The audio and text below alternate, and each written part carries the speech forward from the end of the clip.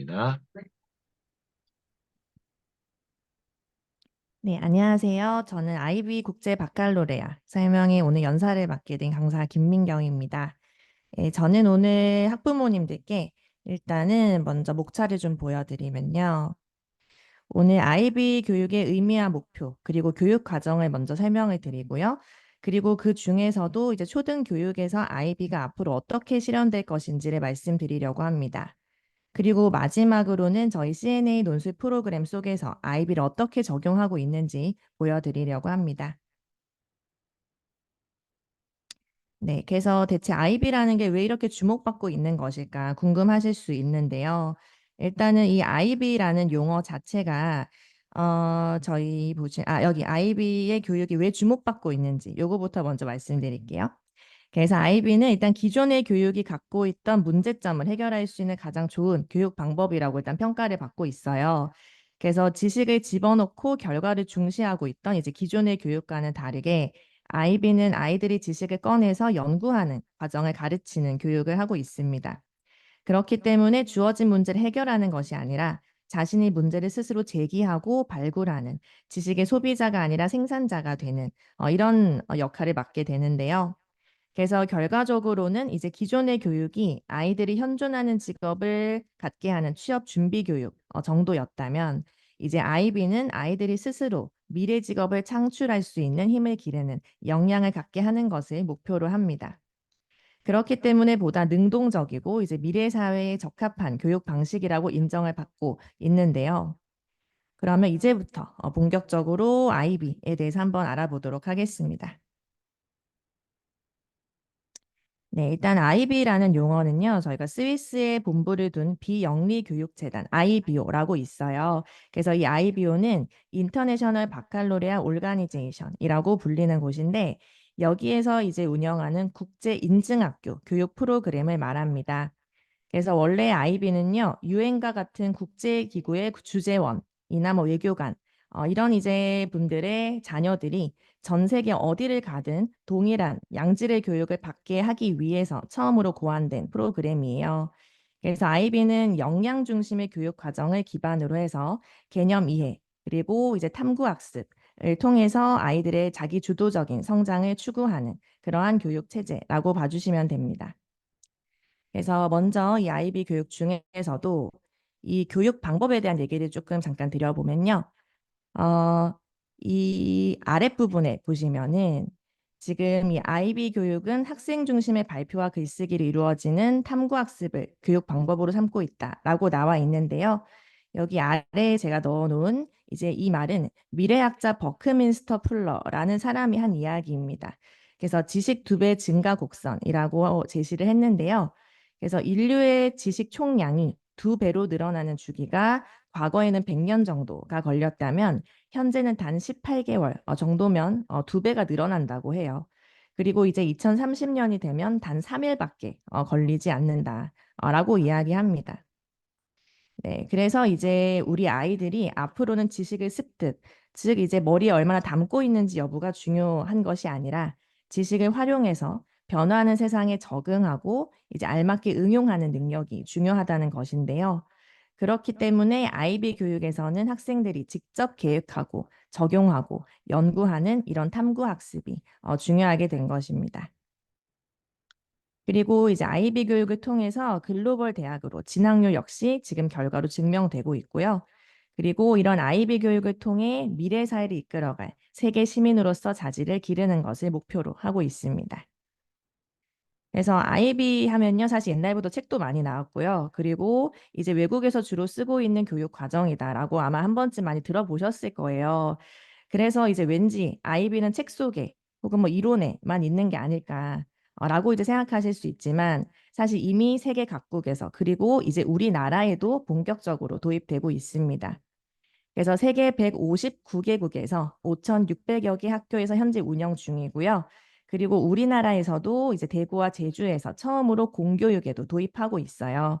그래서 이제 당연히 그 전에 뭐 국제학교에서는 먼저 도입이 되긴 했었는데요. 그래서 공교육에서도 이제는 도입이 되고 있는 상황이고요. 그리고 작년 2023년부터는 이제 경기, 서울, 그리고 부산 이렇게 전국적으로 확대가 되고 있는 추세입니다. 그래서 공교육에서는요, 여기 아이비를 도입하기 위해서 이 아이비도 총 세단계를 거치게 되어 있어요. 그래서 처음에 관심 학교, 그리고 그 다음에 후보 학교, 그 마지막엔 아이비 인증 학교. 이 아이비 인증 학교를 아이비 월드스쿨이라고도 부르는데요. 그래서 이렇게 승인받는 단계를 거치게 됩니다. 그래서 지금 우리나라에서는 제주에 있는 표성고등학교가 2021년에 최초로 학급 단위가 아니라 학교 단위의 공립 아이비 월드스쿨로 최종 승인을 받은 바가 있습니다. 그래서 이제 제주 표성고를 비롯해서 우리나라엔 현재 총 32개의 아이비 인증 학교가 있는데요. 네, 여기 자료를 한번 봐주시면 2024년 기준에 서울시 교육청에서 발표한 아이비 관심 후보 학교 명단입니다. 그래서 여기 보이시는 바와 같이 지금 아이비는 더 이상 외국에서 이루어지는 교육, 뭐 이론상에만 존재하는 교육이 아니라 이미 현실화되고 있어요. 네, 그래서 여기 보시면 네. 그래서 강동 송파부터 해서 뭐 강남 서초 그리고 성북 강북까지. 그래서 지금 서울 전역에도 이렇게 아이비진 관심학교를 이제 신청했거나 혹은 관심학교 이후에 이미 후보 학교까지 진행되고 있는 학교들의 모습입니다. 그리고 당연히 이제 이런 것은 앞으로 더 늘어날 추세이고요. 네, 그래서 여기 또 하나 보여드리면요. 그래서 지금 여기에 보시면은 지금 왜 이렇게 우리 공교육에서도 아이비에 이렇게 관심을 가지고 이렇게 적극적으로 도입을 하게 된 것일까라고 본다면 사실 우리 교육 과정이 변화할 수 있는 것은요, 바로 평가 제도가 바뀔 예정이기 때문에 사실 교육 과정도 변화할 수밖에 없는 시점입니다. 그래서 앞에서 저희 원장님께서 말씀해 주신 것처럼 2028학년도 대입제도 개편으로 이미 고등학교 내신 시험에는 서술형, 논술형 평가가 예정되어 있어요. 그런데 지금 이제 우리 초등 이제 자녀를 두신 학부모님들께서 주목하실 것은 이제 2028학년도 대입제도 개편도 있지만 우리 초등 아이들이 직접 이제 맞이하게 될 새로운 대입은 이제 그 다음 대입제도 개편이 될 것이거든요. 그래서 여기 보시면은 이제 올해 8월에 국가교육위원회에서 얘기한 자료를 좀 가지고 왔습니다. 그래서 여기 보시면 이제 수능을 이원화하겠다라고 밝혔어요. 그래서 수능을 수능 1 그리고 수능 2로 나누고 그 수능 2는 선택으로 하겠다라고 했습니다. 그래서 이미 예상이 되시겠지만 당연하게도 많은 학생들이 가고자 하는 상위권 대학들은 수능 2를 보낼 가능성이 매우 높은 거죠. 그리고 이제 이런 수능 2는 서술형, 논술형 문항이 도입될 예정이에요. 그래서 이제 요거에 언제 이제 들어갈 것이냐 하면은 이제 최종 확정이 됐을 때는 2031학년 이후에 도입을 하겠다. 이렇게 얘기를 하고 있습니다. 그래서 2031학년도면 대체 우리 아이가 몇 학년 때쯤일까? 보시면 이제 현재 초6, 지금 2024년 기준 초6 친구들이 2031학년도 수능을 보게 될 예정이고요. 그리고 늦어도 아마 우리 초등 4학년, 5학년 친구들은 이렇게 새롭게 바뀐 서논술형 대입시험을 대비해야 되는 상황입니다.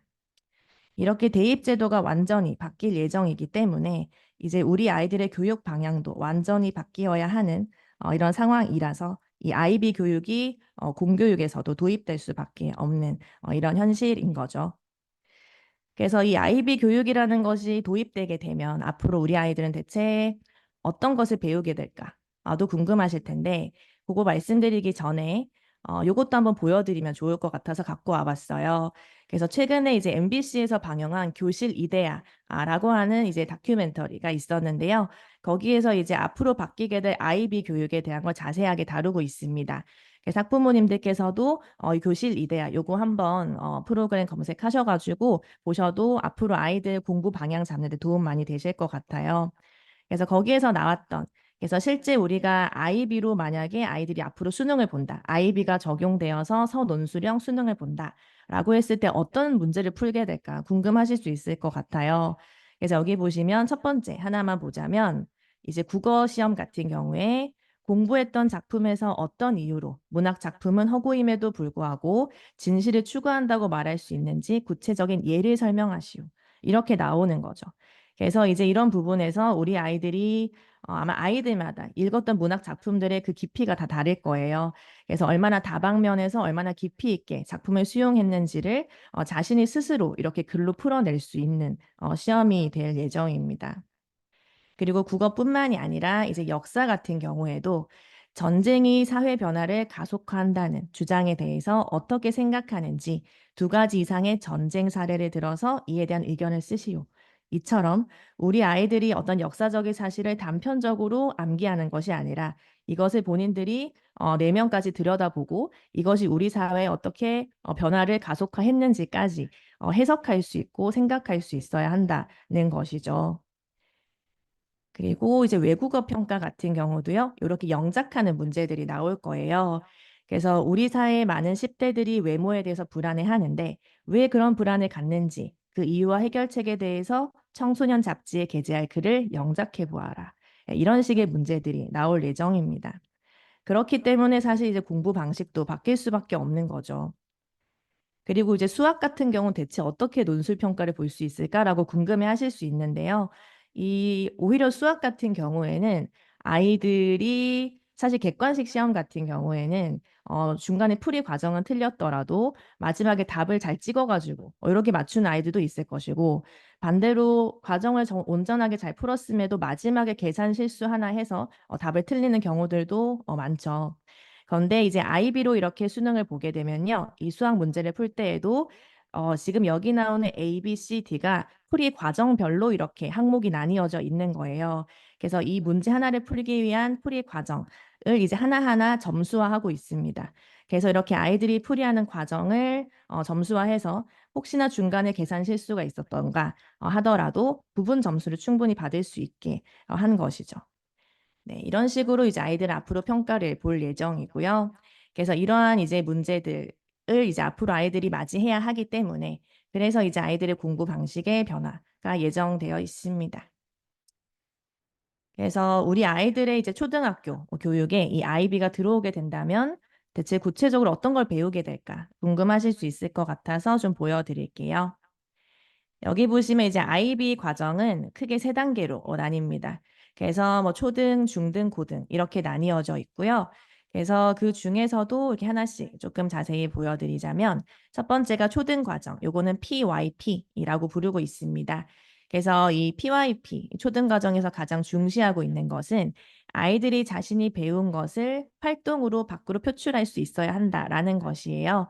그래서 이거는 말, 그리고 글로 나오겠죠.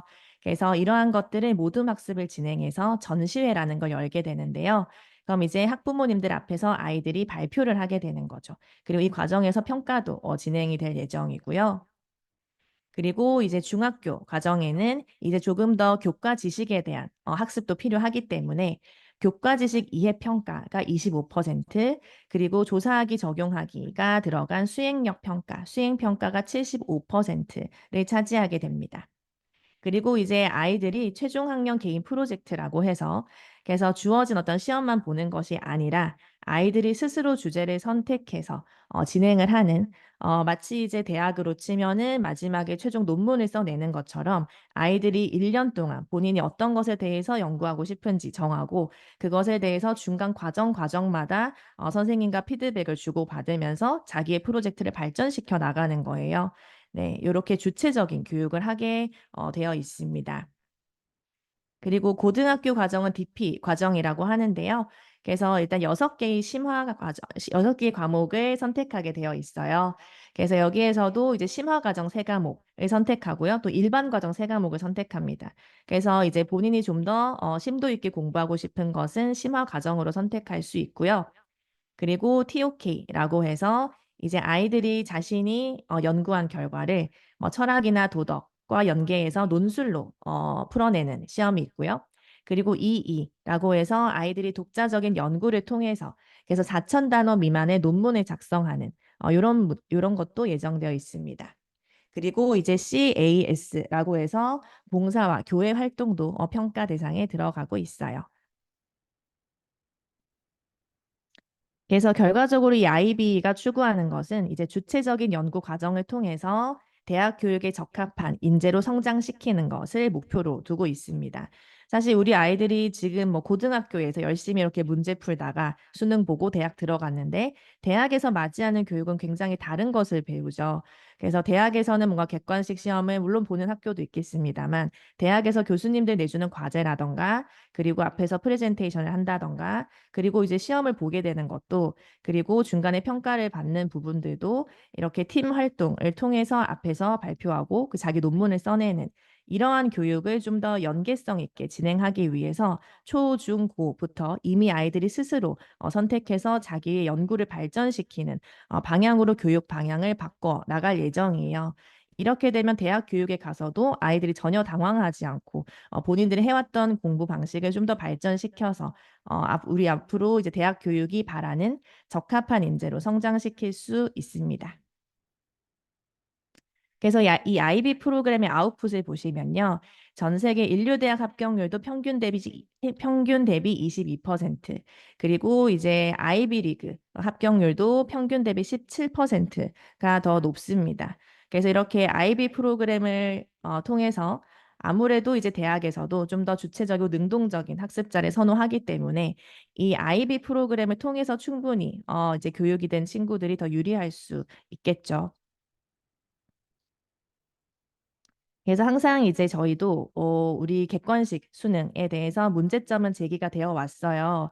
하지만 이제 항상 이제 그것이 좌절되곤 했던 것은 과연 평가가 공정할 수 있을 것인가에 대한 의문점이 항상 남았기 때문인데요. 그래서 이 IB 평가의 도구로 이제 루브릭이라는 걸 제시하고 있습니다. 그래서 이 아이비가 일단 평가가 되는 절차를 한번 보여드리면요. 먼저 학교에서 아이들이 시험을 볼 거예요. 그래서 평가가 이루어지고 그리고 학교 내에서 채점이 먼저 한번 이루어집니다. 이 학교에서 이루어지는 채점은 학교 선생님들께서 아이들의 이름을 가리고 블라인드로 선생님들끼리도 교차 채점을 진행하게 돼요. 그리고 나서 이제 아이비 채점 센터라고 하는 중앙에 있는 공식 센터로 이 시험지가 보내지고 그리고 거기 있는 중앙의 채점관들이 역시 블라인드로 아이들 이름을 가리고 어느 학교 출신인지도 모르고 이런 상태에서 채점을 진행하고요. 그리고 답안지를 검토하고 점수를 내는데 이 점수가 아이들에게 전달된 후에 아이들은 자신의 점수가 혹시나 뭔가 잘못되었다, 다시 재채점을 받고 싶다라고 하면 요구를 할 수 있습니다. 그러면 다시 채점센터로 가서 처음에 채점했던 채점관과 다른 채점관이 채점을 하게 되고요. 그리고 나서 답안지를 마지막으로 최종 검토한 이후에 최종 점수가 발표가 됩니다. 그래서 이 아이비를 평가하는 이제 평가 도구로서 루브릭이라는 것을 얘기하고 있는데요. 그래서 이 루브릭이라고 하는 것은 수업과 그리고 평가를 구조화시킨 표를 말합니다. 그래서 수행할 과업의 특성이 무엇인지 알려주겠다라고 하는데요. 그래서 이 루브릭 같은 경우는 아이들에게도 처음에 먼저 보여줍니다. 그래서 뒤에 한번 보여드리면요.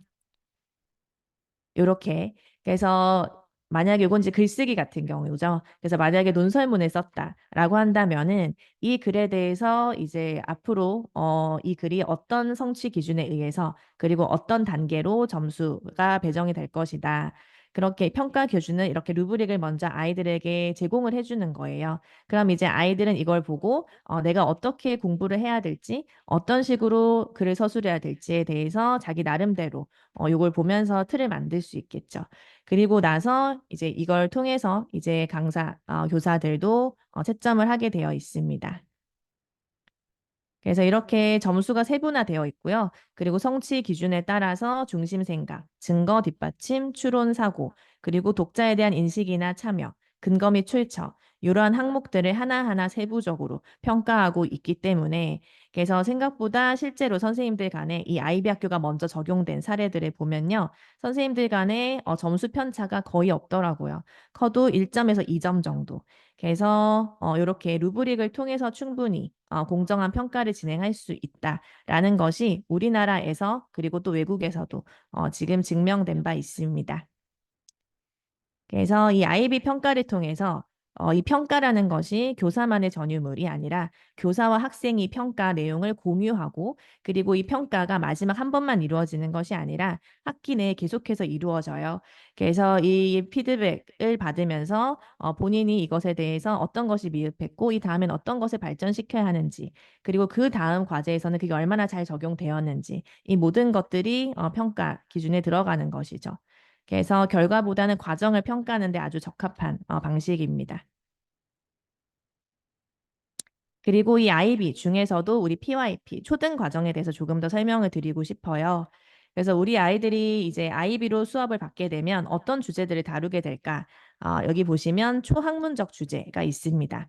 그래서 우리가 속한 공간과 시간이 어딘지, 우리 모두의 지구, 또 세계는 어떻게 돌아가는지, 우리는 누구인지, 그리고 우리는 어떻게 구성되어 있는지, 우리는 어떻게 자신을 표현하는지, 굉장히 추상적인 주제라고 느껴지시죠? 그럴 수밖에 없는 것이 이건 말 그대로 초학문적 주제이기 때문에 모든 과목에 이 주제들이 녹아들게 됩니다. 그래서 이제 구체적인 문항으로 나오게 될 것인데요. 그래서 보시면 이렇게 초학문적 주제와 그리고 교과목의 핵심 개념이 만납니다. 그래서 이걸 통해서 우리 아이들은 탐구 학습을 진행하게 되는데요. 그래서 실제 이거는 국제학교에서 사용했던 IB 초등과정 시간표인데요. 그래서 이 IB로 학습하게 되면 교과 지식을 수업하는 시간이 너무 적지 않을까, 탐구하는 시간만 너무 많지 않을까라고 걱정하실 수도 있어요. 근데 여기 시간표를 보시면 지금 월화수목금 5일 중에서 지금 한 일주일에 4일 정도 이렇게 여기 보시면 탐구 주제 단원 UOI라고 적혀 있는데요. 이게 바로 앞에서 보여드렸던 초학문 주제와 그리고 이제 개념이 결합된 탐구 주제 단원이에요. 그래서 그런 초학문적 주제가 적용된 수업은 이렇게 하루에 1시간 정도 이렇게 배정되어 있고요. 그리고 나머지 시간들에는 기존에 다양한 이런 교과 과목 지식들도 학습할 수 있는 이런 타임 테이블이 마련되어 있습니다. 그래서 이 IB, PYP를 통해서 이제 우리 아이들이 자신의 목소리를 낼 수 있는 학습자, 그리고 주인의식을 갖고, 그리고 본인이 원하는 것을 선택해서 아이들의 좀 주체성을 인정해 주는 거죠. 그래서 이러한 것들을 갖고 있는 자기 주도성 있는 학습자로 만들고자 합니다.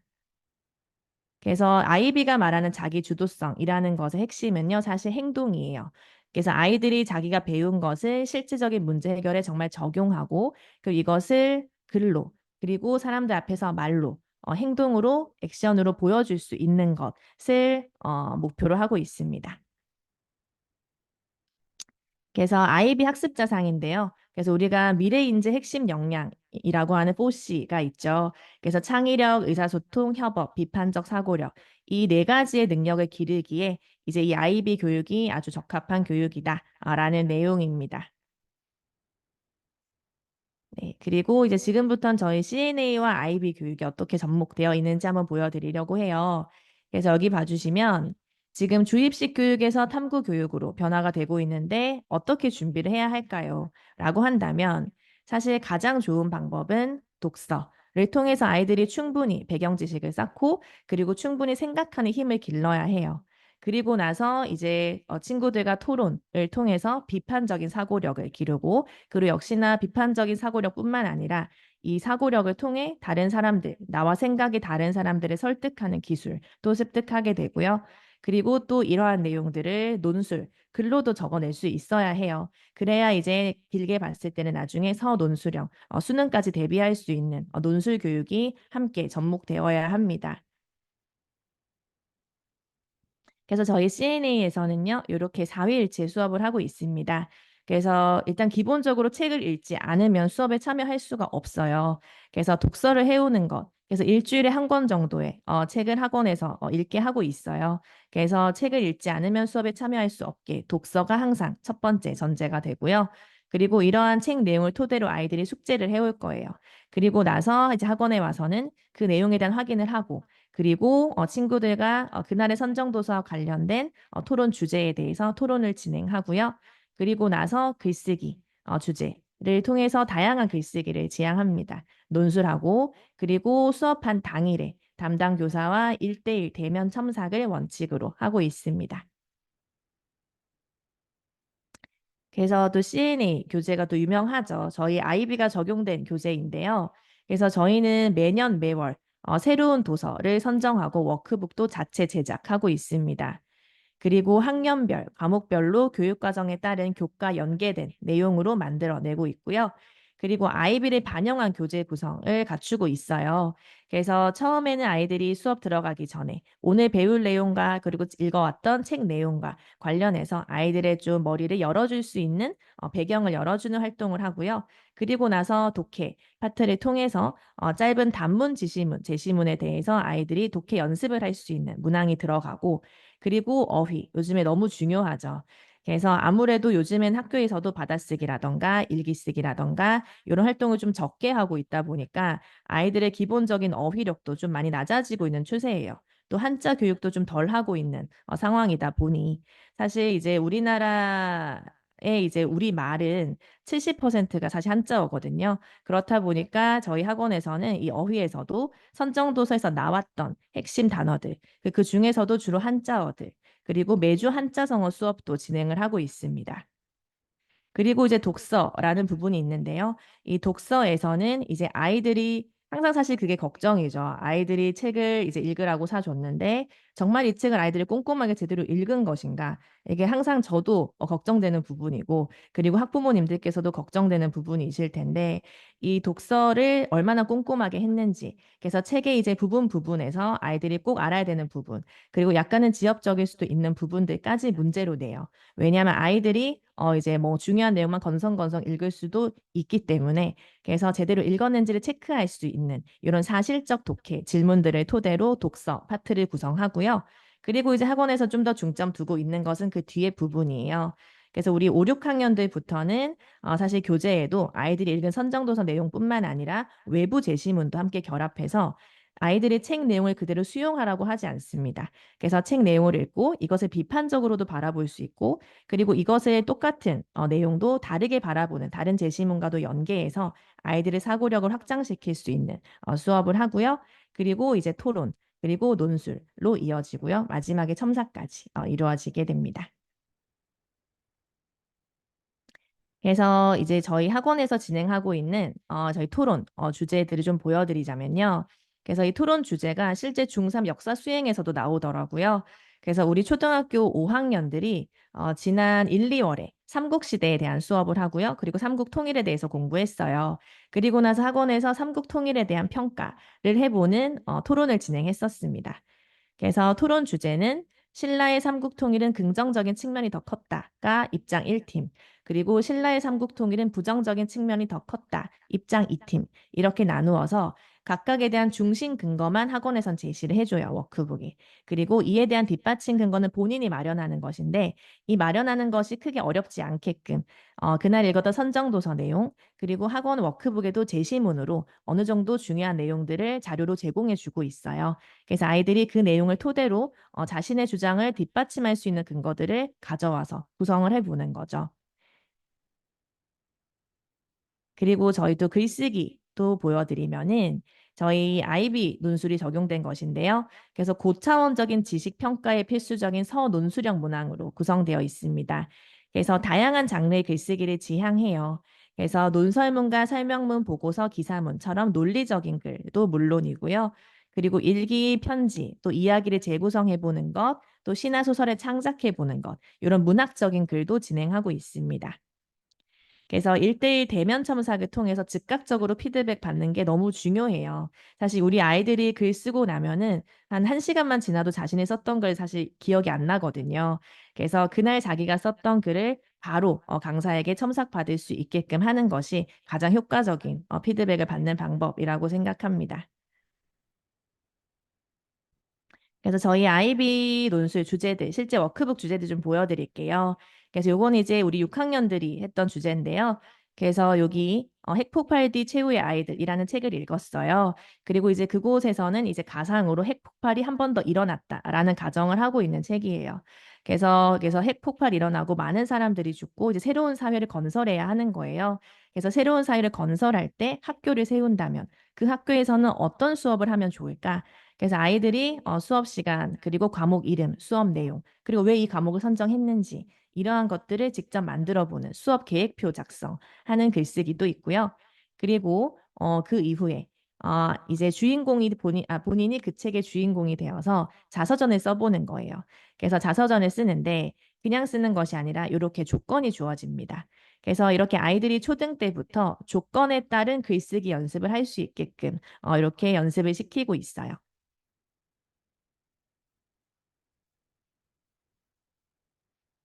그리고 학원에서 재밌는 활동도 많이 합니다. 그래서 토론뿐만 아니라 모의 재판 같은 것도 진행을 하거든요. 그래서 아이들이 뭐 판사, 변호사, 검사 이런 역할들도 맡아서 실제로 재판처럼 진행을 해보는 거예요. 그리고 나서 아이들이 판결문, 본인이 판사가 되어서 판결문 써보는 활동도 하고요. 그리고 연설문 쓰기를 하고 친구들 앞에서 발표도 해보는 이런 활동도 진행을 하고 있습니다. 그래서 이제 곧 다가올 11월 워크북 중에서도 우리 초등학교 4학년 글쓰기 주제를 좀 보여드리고 싶어서 가지고 왔어요. 그래서 우리 초등학교 4학년들이 11월 1주차에 쓰게 될 내용입니다. 그래서 보여드리면은 자, 여기에서 이제 보면은 주인공 피양이란 친구가 나와요. 이야기책인데, 그래서 피양이라는 친구가 문구점 주인 아저씨에게 도둑으로 몰려서 본인의 인권을 침해당하는 사건이 발생하는데요. 그래서 우리 아이들에게 인권이란 대체 무엇인가 정리하고, 그리고 어린이에게 가장 중요하다고 생각하는 권리는 무엇일지, 이것을 이유와 함께 적어보는 글쓰기입니다.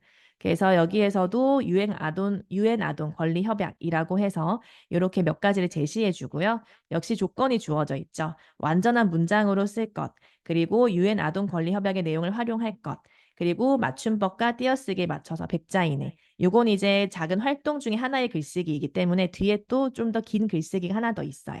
그래서 이렇게 100자 이내로 쓰세요라고 해서 밑에 원고지도 제시가 되어 있거든요. 작은 원고지가. 네, 이렇게 해서 글을 쓰고요. 그리고 나서 이제 이번 달 워크북부터 저희 CNA만의 초등학생 맞춤형, 학년별로 맞춤형 루브릭이 제공됩니다. 그래서 이거 워크북에도 들어가 있을 거예요. 그래서 여기 A, B, C 등급으로 나뉘고요. 그리고 크게 내용과 형식으로 일단 나뉘었습니다. 그래서 아직 초등학교 4학년이기 때문에 아직은 너무 세부적인 루브릭보다는 이렇게 내용과 형식 측면에 두 단계에 걸친 루브릭을 제시했어요. 그래서 이걸 통해서 이제 선생님들도 첨삭을 해 주실 거고요. 그리고 아이들도 요 내용을 보면서 내가 글이 지금 요런 부분이 빠져서 이렇게 되었구나. 다음에는 띄어쓰기라든지 맞춤법, 그리고 내용에서도 이런 논리성 부분을 좀 강조해야겠다. 이런 것을 본인이 스스로 생각해 볼 수 있게끔 제공을 하고 있습니다. 그래서 첨삭한 예시를 좀 보여드리면요. 그래서 저희 아이비 논술과 첨삭 부분에서 실제 요거는 5학년들이 썼던 글이에요. 그래서 조선에 대해서 배우고요. 조선이 개항을 한 것. 이 개항이 우리 조선에 긍정적 영향을 미쳤을까, 부정적 영향을 미쳤을까라는 것에 대해서 생각해 보고 글로 쓴 거예요. 그래서 처음에 이제 글을 쓸 때 개항이란 하고 개항에 대한 용어 정의를 하고 이 친구 시작을 했네요. 그래서 이렇게 시작을 하고 그 뒷부분에 이제 여기 중간 부분에 가서는 이 친구 같은 경우에는 부정적인 쪽을 선택을 한 거예요. 그래서 본인의 입장을 제시하고 그리고 그 다음 본론에 가서 여기에서 이제 본인이 근거를 두 가지를 제시했는데 근데 근거가 하나로 마치 하나인 것처럼 이렇게 쭉 이어져서 나왔어요. 그래서 이렇게 피드백이 들어간 것은 근거 두 가지를 체계적으로 나누어서 문단을 구성해 보자. 그래야지 좀 더 짜임새 있는 글이 된다. 그래서 이제 학원에서도 수업을 할 때 아이들이 글을 쓰고도 첨삭을 해줄 때 그래서 이렇게 특히 논설문 같은 걸 많이 쓰고 있는데요. 이 논설문을 쓸 때는 본인이 주장하는 바가 무엇인지가 정확하게 명확하게 드러나야 해요. 그래서 본인이 제시할 중심 근거가 몇 개인지 한눈에 보여야 되고 그 중심 근거에 따른 뒷받침 근거가 얼마나 타당한지 이런 것을 토대로 하고 있습니다. 그리고 마지막 부분에는 이 친구는 설상가상이라는 사자성어를 활용해서 자기 주장을 강조해서 글을 마무리한 이런 부분도 보이네요. 그리고 두 번째 글 같은 경우, 요것도 이제 저희 초등학교 5학년들이 쓴 글인데요. 그래서 여기도, 요거는 이제 지난 1, 2월에 한국사 수업하고 쓴 글인데, 그래서 고려의 태조 왕건에 대해서 알아보다라는 글을 썼어요. 그래서 이 친구 같은 경우에는, 지금 왕건과의 인터뷰 내용을 중간 이렇게 삽입한 부분이 보이는데요. 그래서 고려 왕건이 왜 신라왕의 죽음에 슬퍼했을까? 그래서 우린 이것에 대해서도 역사적인 관점에서 한번 생각해 보게 합니다. 물론 같은 인간으로서 누군가의 죽음이 슬펐을 수 있지만, 하지만 슬픔 이면에는 사실 왕으로서는 신라를 흡수할 수 있는 좋은 기회다. 라고도 생각했겠죠. 그래서 이렇게 정치적인 측면에서도 한번 바라볼 수 있게끔 하고 있고요. 그래서 CNA 루브릭인데요. 요건 이제 토론을 했을 때의 루브릭이에요. 그래서 만약에 아이들이 토론을 했다라고 한다면 여기 성취 기준의 왼쪽 부분을 봐주시면 내용적인 측면에서 서두 발언, 그리고 반박, 그리고 뒷받침 근거를 얼마나 상세하게 제시했는지, 그리고 그것이 얼마나 설득력이 있는지, 그리고 이제 근거의 체계, 그리고 리서치. 그래서 본인이 수집해온 리서치 내용이 얼마나 잘 뒷받침하고 있는지, 그리고 이것도 참 중요하죠. 그래서 팀 및 토론 과정에 본인이 얼마나 기여했는지 이런 부분들을 이렇게 점수화해서 루브릭으로 제시하고 있습니다. 그래서 학년별 저희 11월, 12월 프로그램을 좀 보여드리고 싶어요. 그래서 여기 보시면은 우리 초등학교 1, 2학년들 같은 경우에는요. 지금 여기 왼쪽이 1학년이고요. 오른쪽이 2학년인데요. 우리 1학년들 그리고 2학년들 둘 다 리더십에 대한 수업을 합니다. 그리고 이제 12월 같은 경우에는 질문 1학년들은 질문하는 어린이로 자라요라고 해서 본인이 질문하는 힘, 판단력, 사고력 강화하는 것. 그리고 우리 2학년들은 역사 수업이 좀 들어가요. 그래서 우리 저학년들의 눈높이에 딱 맞는 역사 독서를 통해서 역사 수업을 하고 또 문해력도 높일 수 있는 수업이 들어갑니다. 그리고 우리 3, 4학년들 같은 경우에는 네. 여기 우리 11월 달에는 우리 3학년들은요, 자기 개발에 대한 내용을 배워요. 그래서 자아 정체성이라는 것이 대체 무엇인지 생각해보고, 나답다는 게 무엇인지 고민해보고, 바른 습관과 인성 키우기. 그리고 우리 4학년들은 11월 달에 시사에 대한 내용이 좀 들어갑니다. 그래서 지금 보시면 조금 비문학적인 주제들이 보이시죠? 정치, 경제, 법. 이건 뒤에 나올 뭐 4학년, 5학년, 6학년도 마찬가지인데요. 지금 이제 이런 것이 저희가 9월, 10월에 문학 수업을 진행을 했었어요. 그래서 이제 저희 CNA 프로그램, 연간 프로그램 보시면은 문학과 비문학을 이렇게 적절하게 섞어서 배치를 하고 있거든요. 그래서 지난 9, 10월에 문학을 많이 했기 때문에 그래서 이제 11월, 12월에는 좀 비문학 프로그램이 많이 준비되어 있습니다.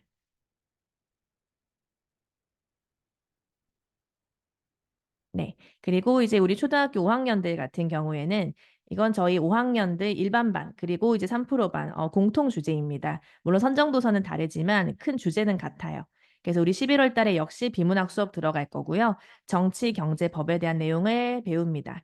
그리고 정치, 경제, 법에 대한 내용이 아이들이 배우는 사회 교과와 관련해서 배경 지식을 쌓을 수 있는 내용으로 넣어놨어요. 그래서 사회교과의 기본 주제인 정치, 법, 경제, 개념어를 익히기, 그리고 주제와 관련해서 사회 문제를 인식하는 시사 수업하고요. 그리고 우리 사회 구성원으로서 책임감을 길러야 하는 부분들, 이런 걸 수업하고 있어요. 그리고 12월에는 미디어 수업이 예정되어 있습니다.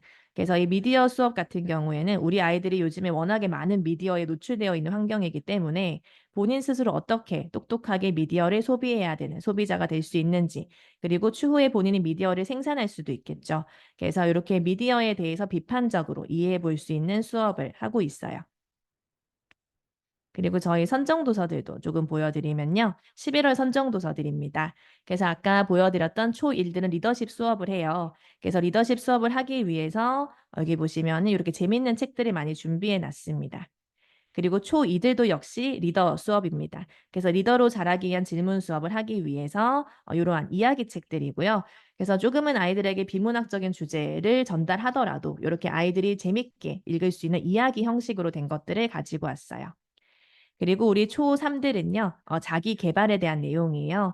그래서 나다움이 무엇인지 고민해보는 달이었죠. 그래서 여기 같은 경우는 이야기 책들이 좀 들어가 있습니다. 그래서 이야기 책을 읽고 여기 넣은 주인공들의 상황에 본인 한번 공감도 해보고 자신이라면 어떻게 할 것인지 생각도 해보고 그래서 그리고 나아가서 나답다는 게 무엇인지도 생각해보는 그런 수업을 하게 될 거고요. 그리고 우리 4학년들 같은 경우에는 시사탐구가 들어가죠. 그래서 슬기로운 정치 생활, 그리고 요거는 두 번째, 내일은 슈퍼리치는 경제 수업을 할 때 들어갈 거예요.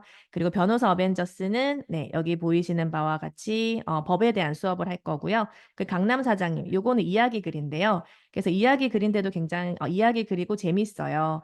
그래서 아이들이 이렇게 뭐 주제가 시사탐구니까 비문학 책만 있지 않을까? 그렇지 않습니다. 이렇게 재밌는 문학책을 통해서도 얼마든지 비문학적인 주제를 끌어낼 수 있어요. 그리고 우리 초등학교 5학년들 같은 경우에는 보시면 이렇게 3%반 같이 나뉘어져 있죠. 그래서 우리 초등학교 5학년들은 주제는 같아요. 역시 사회에 대한 주제인데 그걸 하더라도 이렇게 선정도서는 다른 모습을 보실 수 있습니다. 그래서 정치, 경제, 법 수업을 할 거고 2주 차에는 여기 스윙보트라고 하는 요건 이제 공통으로 들어가는 수업이에요. 요거 영상 수업인데요. 그래서 영상으로 수업이 진행되고 학원에서 이 스윙보트라는 영화를 일부 볼 예정입니다. 그래서 이제 이 스윙보트가 바로 이제 아이들의 그 정치에 대한 수업을 할 수 있는 수업이에요. 그래서 투표의 중요성을 깨우칠 수 있는 내용입니다. 그래서 이러한 수업도 예정이 되어 있어요. 그래서 지금 4차 산업혁명 시대라고 얘기를 하죠. 그래서 아까 제가 잠깐 그 4C라고 하는 4차 산업혁명 시대에 요구하는 네 가지 인재상도 보여드렸었는데요. 그래서 가장 중요한 것은 사실은 기본적으로 아이들이 생각하는 힘입니다. 그래서 비판적으로 사고할 수 있는 힘, 그리고 자기 걸 만들어낼 수 있는 창의력, 요 두 가지가 핵심이 될 텐데요. 그래서 이 두 가지를 기르는 이제 미래 교육의 답으로 이제 우리 전 세계 그리고 우리나라에서도 아이비를 선택을 한 것이고요. 그리고 이 아이비 교육의 준비는 저희 이제 CNA 교육 같은 경우는 사실 아이비라는 것이 전 세계적으로 대두되기 전부터 이미 저희는 이렇게 서술형 논술형 시험이 올 것을 대비해서 수업을 해왔답니다. 그래서 이런 아이비 교육 준비를 저희 CNA와 함께 해주시면 좋겠습니다. 네, 이상입니다. 예, 고맙습니다.